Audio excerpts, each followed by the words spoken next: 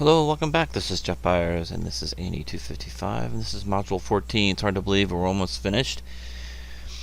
And we are going to do two mini assignments. One's going to be just kind of playing with the bullet effects and experimenting with it, and that will be a ball dropping into a bunch of boxes, and we can experiment with some of the attributes. And then we're going to move on to destroying a building, which is pretty simple. But so this should be a pretty easy assignment for you guys this week. And next week we're going to get into Phoenix FD. So I need you guys to download and install V-Ray first. You have to down and install the free version of V-Ray for 30 days. And then you've got to download and install Phoenix FD. So you have to do it in that order, otherwise it won't work. Alright, so let's go ahead and get started. Okay, so let's go ahead and get started. I've got Outliner open. We're going to need to go into your preferences and make sure you have your settings set to centimeter and your time slider set to at least 400 frames, and we need to have playback speed to play every frame, step by 1, and then max playback speed to 24 frames per second times 1. Go ahead and save that. I'm going to go ahead and get into a 4 view here. So I got the top, front, side, and perspective. We'll go back to perspective just for a second here. I'm going to rotate around to facing the Z. I'm going to go into create in polygon primitives and go into cube and make sure that I reset my settings for that. I'm going to create a cube. Okay. We want to go ahead and place it just above, here we go, the floor.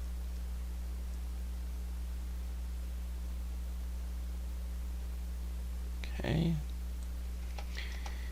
Alright, so I'm going to create a floor plane. So I'm going to click on a floor plane. I'm going to go ahead and scale that up.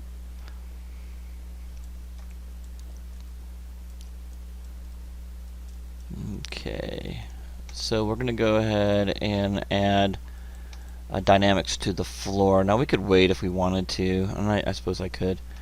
In the polyplane, if you don't want to see any subdivisions, you could turn that off. The reason why I leave subdivisions is that it does help with the collision. It gives it structure. So I'm going to leave that on there. So if you do have problems and you go to just the subdivisions of 1 and 1, you may not have problems or issues. But if you do, you'll have to go back and replace the floor with subdivisions. Because I did test this with the subdivisions and it works fine. Alright, so let's go ahead and show and turn off the grid. We don't need that anymore. And we're going to go ahead and duplicate this. This should be pretty quick here. Let's go ahead and duplicate this cube over. So we want a space from the bottom, right? We don't want it intersecting. So we can get pretty close. Okay, and then from the top view, I'm going to go ahead and turn on wireframe on shaded so you guys can see what's going on. So I'm going to do a Control D and move that over. Now it looks like the grid system's kind of confusing because the grid system on the top view is on, so I'm going to go ahead and turn that off. So now that makes it a little easier to see. So with that done, I've just got a little space between them, and then I'm going to go in here and I'm going to turn on wireframe on here as well so you guys can see what's going on. And I'm going to do a Shift D. So it remembers, Shift D will duplicate and remember the spacing, which is really cool. So I can do Shift D. And then I'm just going to go ahead, hit the Q key, and select each one of these. And do a Control D and move them. Go to the top view again, move them over.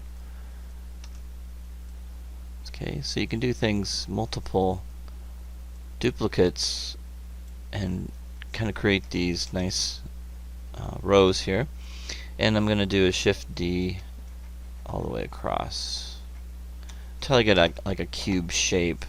Yeah, that looks good. Alright, so then what I want to do is, I've already got like 132, so I'm going to click on the first one and then go all the way down to the bottom one, hold the Shift key and select them all, except I don't want the floor, so plane. Somehow I got one of my cubes above, so I'm going to take my plane and move it up so it doesn't get in the way anymore. There we go. I don't want that to select. There we go. Okay, there we go. I think we got all of them. Yep. Okay, so now I'm going to duplicate those. Go to the front view or the side view. Control D, move that up like that. And you can see we've got kind of a gap there, so let's move that down to get a nice kind of a gap that we have all around. And we are going to go and do a Shift D all the way up. And I'm not sure. 1, 2, 3, 4, 5, 6, 7, 8, 9, 10, 11, 12. 3, 4, 5, 6, 7, 8, 9, 10, 11. I think we're pretty close. Yeah, there it is. Nice cube size. Maybe I'd minus that one. Alright, so now we have over 1,400. Okay, so what I had last time. So now we're going to take everything and we're just going to move it to the center of our scene. Alright.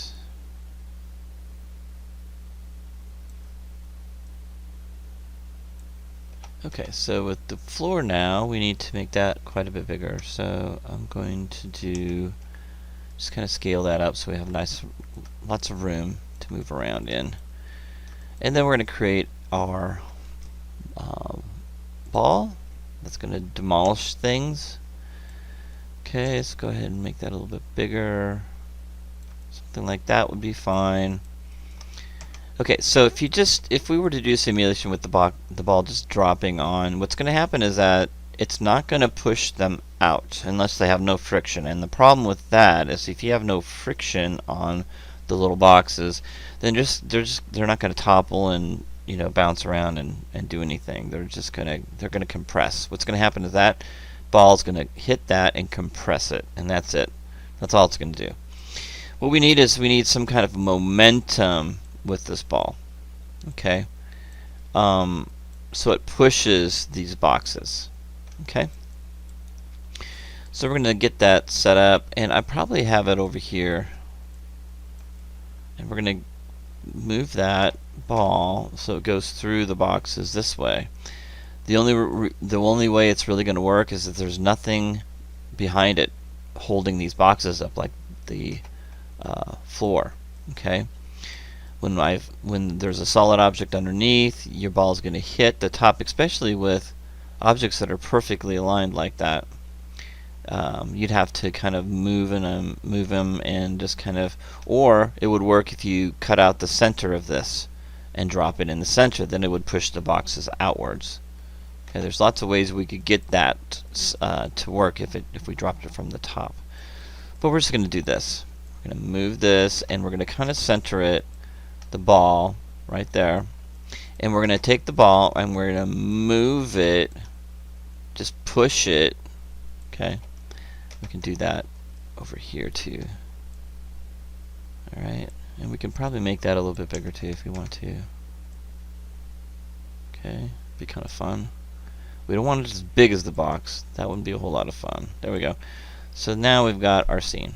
Okay, so what we want to do with the scene now is we want to select everything, delete by type history, or center pivot, delete by type history, and freeze transformations. And then we want to save the scene. File, save scene as, and save your scene. Okay, we're back, and I made some changes here, meaning just added some materials, AI standard surface shader materials to all three objects.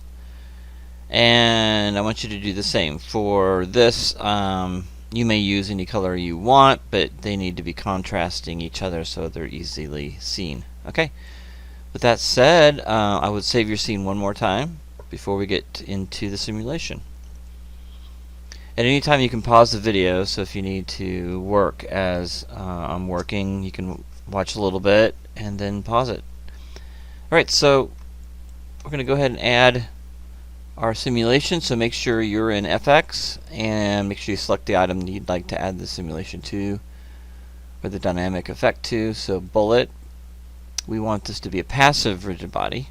Okay. We can use box or plain. Box will do just fine. And let me reset this real quick. Okay, there we go. We're not going to worry about any of the other attributes right now. We can always change those later. Alright, so go ahead and apply and close. Depending on how many objects you have, it may take a long time. It may be instantaneous like this right here.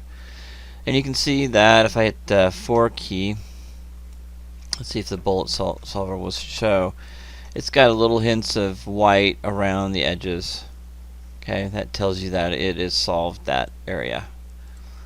Okay, so the ball, we're going to go ahead and do that one too. That one's going to be active rigid body.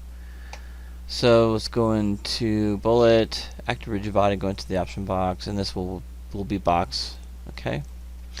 Now there are other shapes that you can use. Auto compound is for a shape that they don't have listed here, so you can use auto compound. Goes by the vertices and how they're arranged. Okay, it does have a problem with holes, so if you have a chain link, it may not simulate correctly. So just make sure you understand that. So I'm going to go apply and close. Okay, you can see that it adds the round sphere to it. Okay.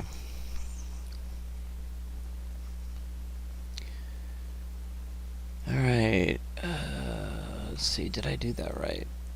I did a box instead of a sphere. Let me do that again. Control Z. There we go. Alright, let's try that again. Alright, so bullet, active rigid body. I didn't actually click on it, and I should have. There we go. Apply and close. There it is. And then the cubes, we want to go ahead and select the bottom one, go all the way to the top of the list, and do a cube on this one. There we go.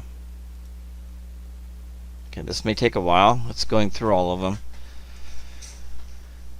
So it's creating a collision for each one of those cubes.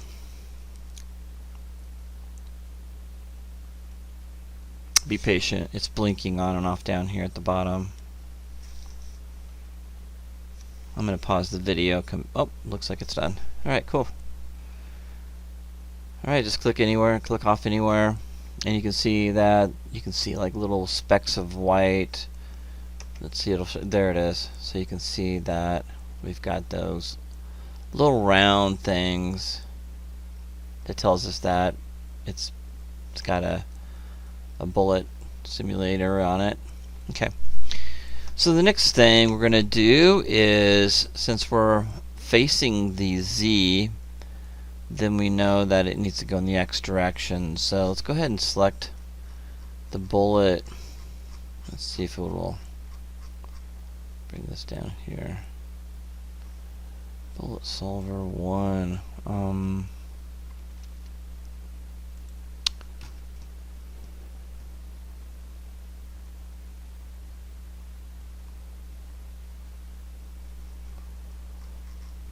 Let's go up to the sphere. Where's the sphere at? There it is. Okay, I'm going to call that ball, rename that ball. Alright. So I'm going to go into forces, impulses, impulse position, torque impulse. Impulse X, Y, Z. So X, that's going to be plus, let's do 5. Impulse.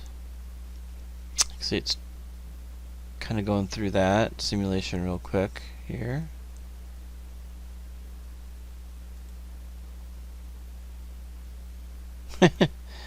Alright, so it's pushing, it's trying to push these, having kind of a hard time. If you haven't guessed, it's because the ball and the boxes have the same amount of mass. It is pushing in. Okay. Alright, so let's go back. Solve that again.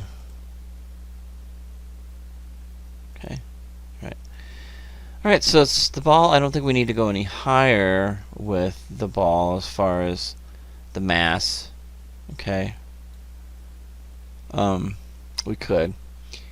But let's keep it at 1. Alright, so, and then the cubes, on the other hand, we'll go ahead and select all the cubes. And I wouldn't want to select all those one by one. Now what's nice about bullet effects is it does allow you to change some attributes in the channel editor all at once. So otherwise you'd have to go in here to Windows, General Editors, and go into the attribute spreadsheet and go that route with the classic rigid bodies. But with these, you don't have to do that. You can select the cubes themselves, massively, all together as a mass, and go in here and just type in something like, let's do 0.2. Okay. It may take a while for it to get all of them, so just be patient. And you don't know until you click off, and then we'll double check. Let's do 14 cube 1452, and we've got a mass of 0.2, and let's go all the way up somewhere in the middle maybe, and look at it. Yes, so it did hit all of them. Alright, so let's go ahead and do simulation. Alright, it's making a dent now. You can see that that ball has made a dent into that. It's trying. Okay, cool. Alright, let's go ahead and go back. Alright, let's go ahead and crank it up. Let's crank the force up a little bit more. See if that can help. And let's take the cubes.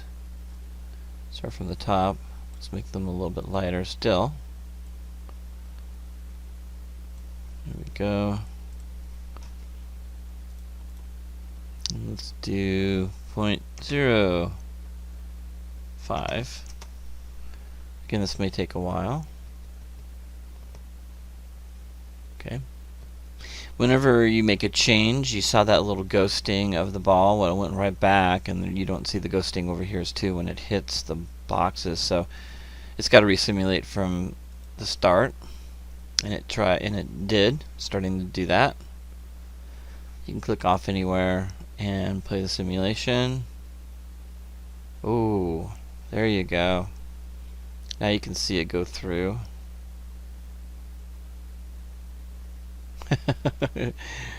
That is awesome. That is so cool. That's what I love about bullets, bullet simulation. It does all those. It's pretty amazing what it can do. Pretty cool. It just blew right through those. Very cool.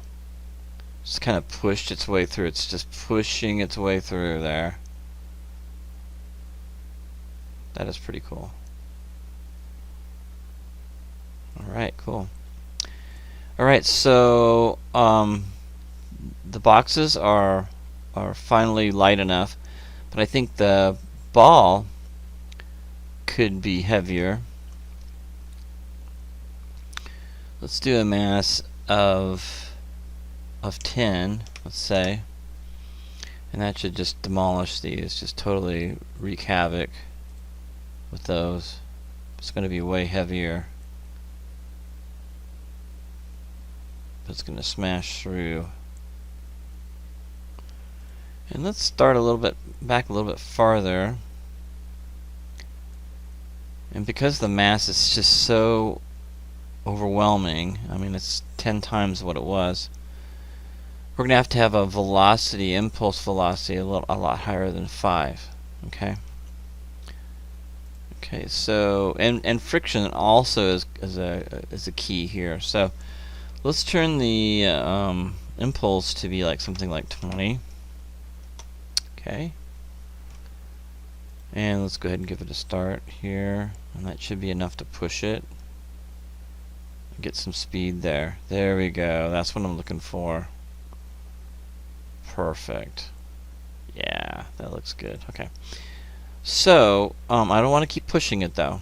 Okay. So let's go back to the beginning, and let's start again. We can do an impulse of 20 just to get started. Give it a nice push. Okay. So let's try it. See what happens. Key select on frame 1. Now what I would do here before we start keyframing anything is go ahead and go back to the beginning and go ahead and save what you have so far. There we go. Let's do 3 on that. Okay. And if something goes awry, I can always go back from the beginning and start from scratch, which is no big deal. It's pretty much Maya doing its thing. Alright, so go back to the ball, and we're going to keyframe that impulse to be something like, oh, I don't know, 20, and then key selected. Okay.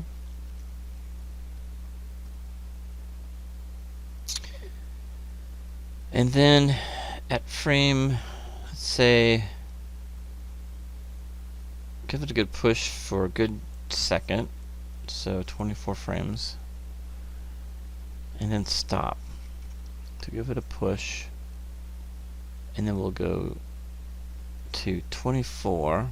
We'll give that a keyframe. So from 0 to 24 full force, and then 48. Okay, we're gonna stop. So that'll go back down to 0. Okay, and that should have demolished everything. And then the ball is going to continue rolling on its own then at that point. So let's go ahead and see what happens. And then it stops. And so friction should take hold of the ball now. It shouldn't be sliding. There we go, it's taking a hold now.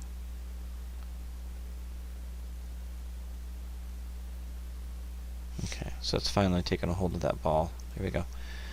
What do we have for friction on that? 1. Okay. And so when we push the ball, is it on the ground? Let's take a look. I don't know if I put it on the ground or not. Yeah, it's very close to the ground. So let's take a look and see if the impulse, see the ball hits the ground. Okay, so it is trying to roll. Okay, it hits that. There we go. Alright, cool. Let's go to perspective view. We're going to start from the beginning again. Get on this side of it. It's kind of cool. Get a different angle here. Okay, so the video is getting kind of long, so I'm going to stop here, and we'll go in part 2 where I'm going to show you how to tweak it out a little bit better.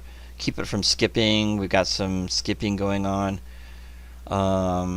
and then we'll show you how to light and render your images, the images that I want, and then you'll save your Play Blast, show you how to do Play Blast. So we'll do that in the part 2, and I'll see you then.